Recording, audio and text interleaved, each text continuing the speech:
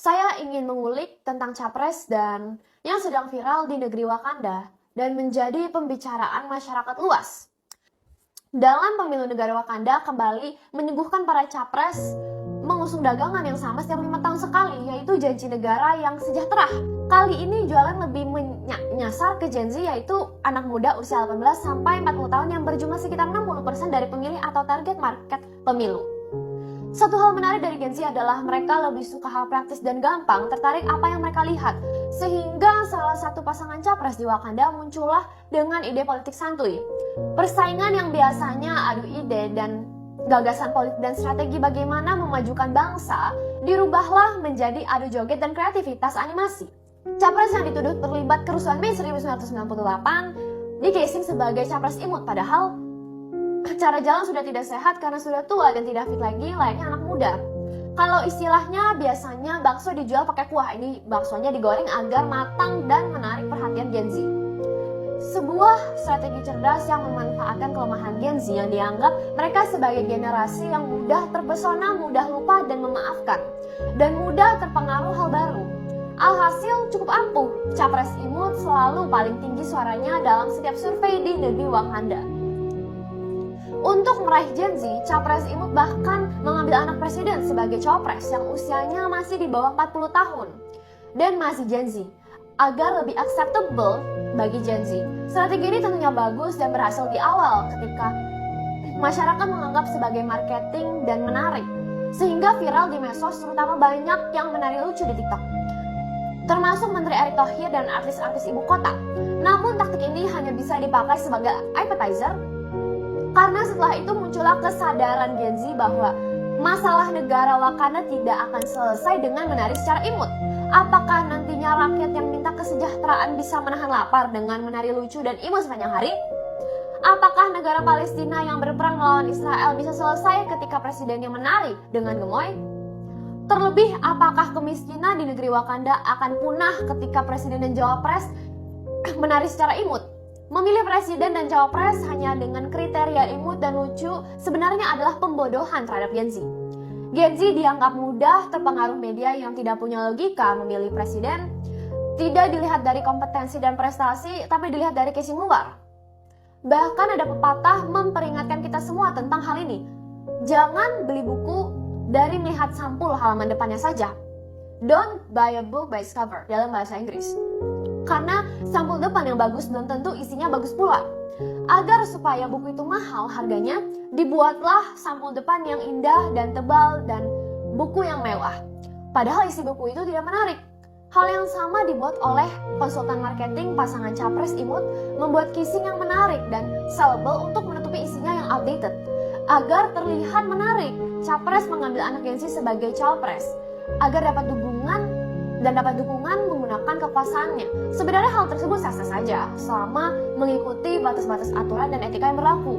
Namun kenyataannya berbicara lain. Dimulai ketika cawapres yang masih di bawah umur dibantu oleh pamannya sendiri yang adalah ketua MK untuk meloloskan perubahan undang-undang sehingga ditambahkanlah frasa di atas 40 tahun atau pernah menjabat sebagai kepala daerah sehingga sang anak presiden yang masih berusia di bawah 40 tahun bisa menjadi cawapres. Untuk memperkuat koalisi capres imut digunakanlah taktik sang presiden agar anaknya bisa menang. Diancamkah Partai Kuning dengan kasus dan panggilan KPK sehingga ketua umum Partai Kuning yang dipanggil KPK mulai ketar-ketir dan merapat ke capres pilihan si presiden agar berhenti dan tak lanjut penyidikan terhadap Partai Kuning. Terlihat sangat jelas bahkan bagi masyarakat awam permainan kesewenangan kekuasaan dalam penegakan hukum. Sedikit demi sedikit mulai terbongkar dan terlihat sisi sang presiden dalam memainkan bidik caturnya. Bahkan mantan ketua KPK Agus Raharjo bersuara bagaimana sang presiden meminta agar ia tidak melanjutkan penyidikan kasus IKTP. Kasus IKTP stop pada ketua DPR. Mungkin jika berlanjut akan menjurus ke partai penguasa dan penguasa saat itu yang namanya disebut sebagai orang kepercayaan presiden. Terbongkar sisi dan ambisius presiden untuk tetap berkuasa melalui sang anak. Patut dicurigai dan dicegah karena tidak konstitusional. Bagaimana seorang anak di bawah umurnya dipaksakan menjadi pemimpin negara Wakanda dengan ratusan juta penduduk, bukan hanya kompetensi bahkan tidak ada kualifikasinya. Baik edukasi yang sangat minim Saya yakin jika saya tantang debat hukum tidak akan berani datang.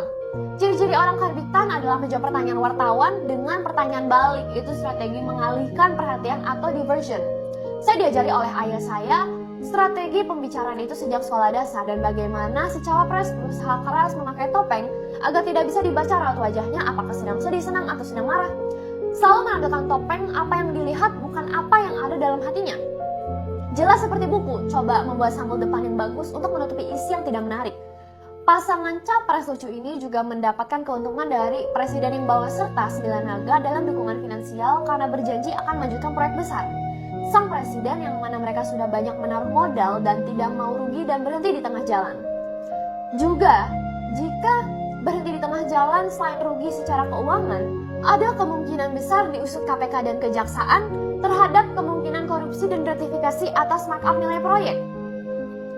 Zaman sang presiden ternyata terbukti, janji awal kampanye di 2014 revolusi mental ternyata tidak dilaksanakan, yang ada malah ketua KPK jadi tersangka. KPK diubah menjadi komisi penjahat korupsi sehingga menjadi yang kerjanya memeras dan menerima gratifikasi dan jual beli perkara. Bahkan presiden menggunakan kewenangannya untuk tebang pilih kasus dan kasus melibatkan kepentingan sang presiden di stop. Terbukti kasus yang melibatkan partai merah tidak jalan sama sekali. Bahkan kasus yang melibatkan partai biru sudah 3 menterinya dibabat habis karena menjadi oposisi dengan mengusung capres yang tidak akan melanjutkan proyek sang presiden. Selain janji manis sang presiden tidak terrealisasi, dampaknya juga terlihat semakin buruk. Hutang negara yang kian menumpuk dari tahun 2014 yang hanya 2.000 triliun di tahun 2023 sudah hampir menyentuh 8.000 triliun. Luar biasa pembangunan infrastruktur yang diyakini banyak markup-nya. Diambil dari dana APBN bagi-bagi dan pesta, uang negara untuk memenuhi hajat pihak tertentu. Ekonomi juga mengalami kemunduran di mana bisa dilihat toko-toko di mall banyak tutup, shopping center banyak yang sepi, peredaran uang sulit, kredit usaha makin sulit didapat, masyarakat banyak terlilit pinjol hingga banyak yang bunuh diri, dan investasi bodong merajalela. Hasil negara jadi bahan ejekan internasional dan sangat memalukan. Bank asing juga banyak yang tutup bisnisnya karena penegakan hukum yang tidak ada kepastian dan maraknya mafia. 10 tahun pemerintahan sang presiden, apakah masyarakat akan sebodoh itu melanjutkan kekuasaan sang presiden melalui anaknya? Tahukah pepatah buah jatuh tidak jauh dari pohonnya?